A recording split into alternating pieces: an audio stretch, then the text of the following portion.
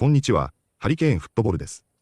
今回の教材は、ブライトンの三笘薫に関する動画です。ブライトンはプレミアリーグ第37節で、遠藤航擁するリヴァプールと対戦し、三笘薫が途中出場した後の2得点により、3対2の逆転勝利を収めました。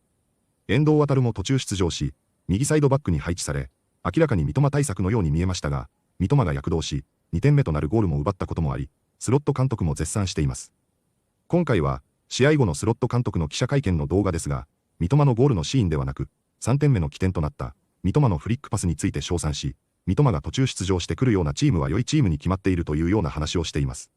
実際にどのように話しているのか、チェックしてみましょ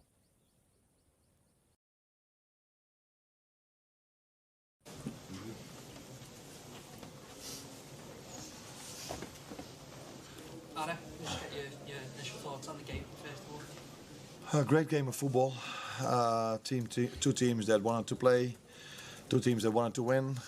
Had no intentions to do things that people normally don't like to see if they watch a game of football. So no time wasting, no time delaying. Two teams that were just for 90, no, almost 100 minutes, trying to win a game of football, and with some brilliant individual moments. So I've seen a few from us, but the lead up to the 2-2.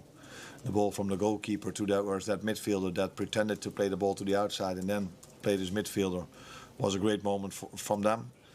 And then the lead up to the 3-2, the way Mitoma bounced that ball behind his standing leg towards a midfielder that came underneath him, were, from their perspective, great moments. And I think there were many of those moments during the whole game from both sides. So, joy to watch.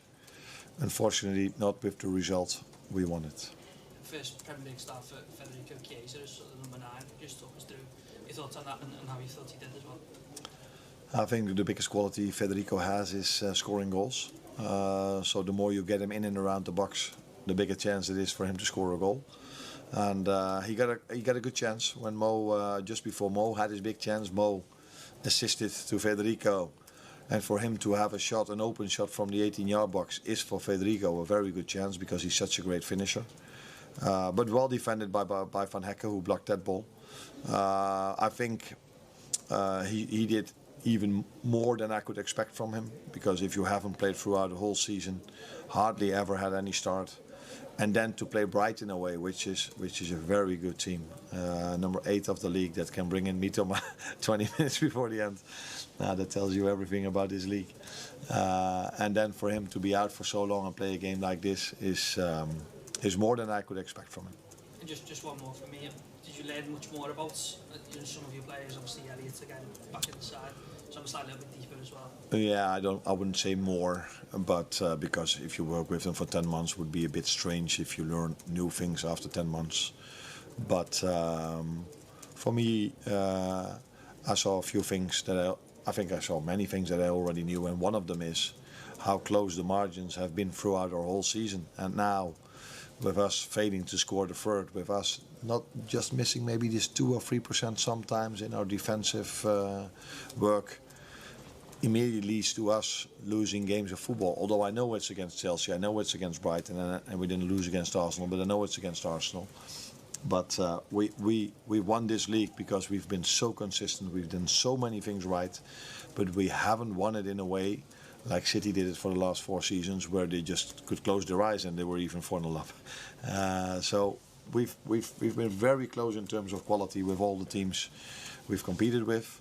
That's why it's also such a big compliment that we won this league by such a big margins, because the quality margins are not so much different between us and some other teams. So that's why it's such a big compliment, especially because we've had our injuries throughout the season as well.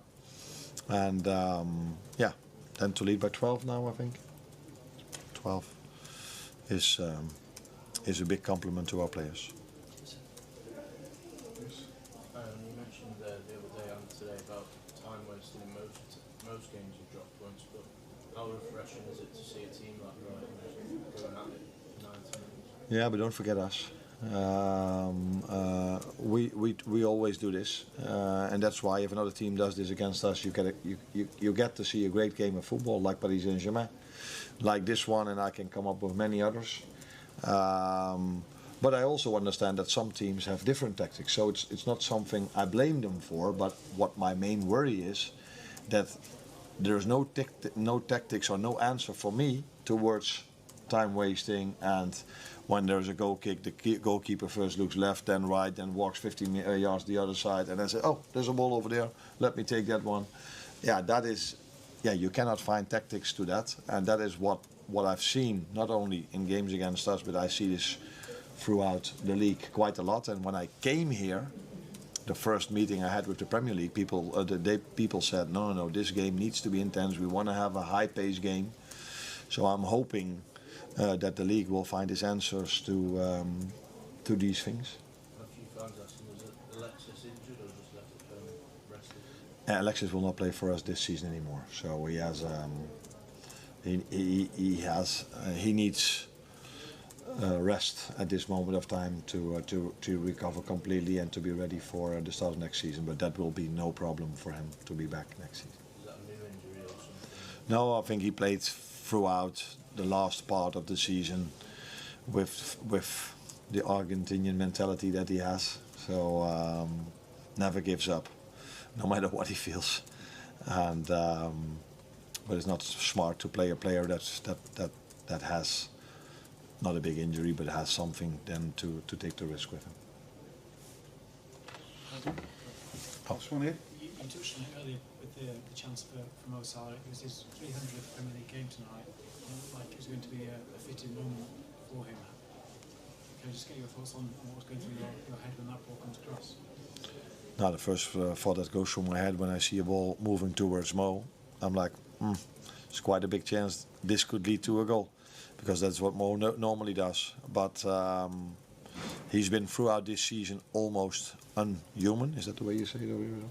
So, but there were moments in the season where he was human. So it's not the first time that he's not scoring for 1 or 2 games in a row. But the good thing for us is that this hardly ever happens, and if it happens, you can be sure that he will score in the third game or either in the fourth game again. Congratulations as well. Just a quick one on Why? Zabozlai's. He's a Palace fan. Oh, he's a Palace fan. On Zabozlai's goal, do you think did he mean it, and were you surprised how much space that he had to do that?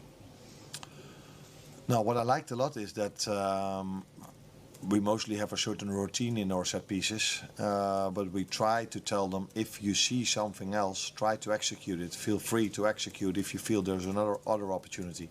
And I think Harvey and Dom felt that it was a 2v1 in that free kick, and they outplayed that. And then I definitely feel that Dom meant to shoot that ball on target, because he has a great shot, and we ask him, use it more, use it more, use it more, because at training sessions he scores from every angle. But if he's playing, then he's always looking, where is Mo? Which is also not a bad idea, because Mo can score a goal as well. But I don't know on how many goals he is now, but it's getting better and better for an attacking midfielder for Liverpool to have these amount of goals. Thank you. Oh, that way. 次は解説です。今回も記者会見の動画であり、難しいボキャブラリーも全くなかったですが、これだけ簡単なボキャブラリーでも、とても流暢に英語が話せることも改めてわかりますね。今回も少し少ないですが、本日の解説をチェックしてみましょう。But the lead up to the 2-2. リードアップは、何か大きな出来事が起こる直前の流れや準備期間を意味する名詞です。例えば試合前のトレーニング期間、イベント前の準備、あるいはゴールに至るまでの一連のプレーなどが該当し、日本語では直前の流れ、準備段階、展開などと訳されます。スポーツやニュース、ビジネスなど幅広い分野で使われる表現で、何かに向けて、何かに至るまでの過程といった意味合いを持つため、場面の背景を説明したいときに便利な表現です。But the lead up to the 2-2, the way Mitoma bounced that ball behind his standing leg. スタンディングレッグは、サッカーやバレー、ヨガ、バスケットボールなど、スポーツや動きのある表現でよく登場する言葉です。これは、身体を安定させるために地面につけて体重を支えている足を指します。動作をするもう一方の足と対になる概念で、バランスやフォームを説明する際にはとても重要な単語です。例えば、軸足が安定していないとシュートがブレるなどの表現で使えます。way Mitoma bounced that ball behind his standing leg. The way Mitoma bounced that ball behind his standing leg. Now the first thought that goes through my head. goes through my head は、ある考えや感情が頭の中を一瞬で通り抜けるような場面で使われる表現です。よぎる、浮かぶ、一瞬思いつく、といったニュアンスを伝える口語表現で、特に感情的な場面や印象的な場面で効果的です。例えば、その時、最悪のことが頭をよぎった。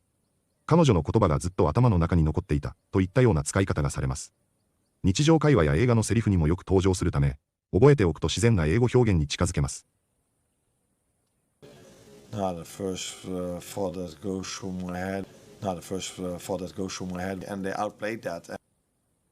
アウトプレーは、スポーツや対戦ゲームなどでよく使われる動詞で、相手よりうまくプレーする、圧倒するという意味があります。ウィンは単に勝つことを指しますが、アウトプレーは技術や判断、戦術など総合的に上回った時に使われる表現です。例えば、サッカーでボール支配率もシュート数も圧倒して勝ったような場面がぴったりシチュエーションです。日常英会話ではあまり使われませんが、スポーツニュースや実況などでは非常によく登場する単語です。And they outplayed that. And they outplayed that. いかがでしたか？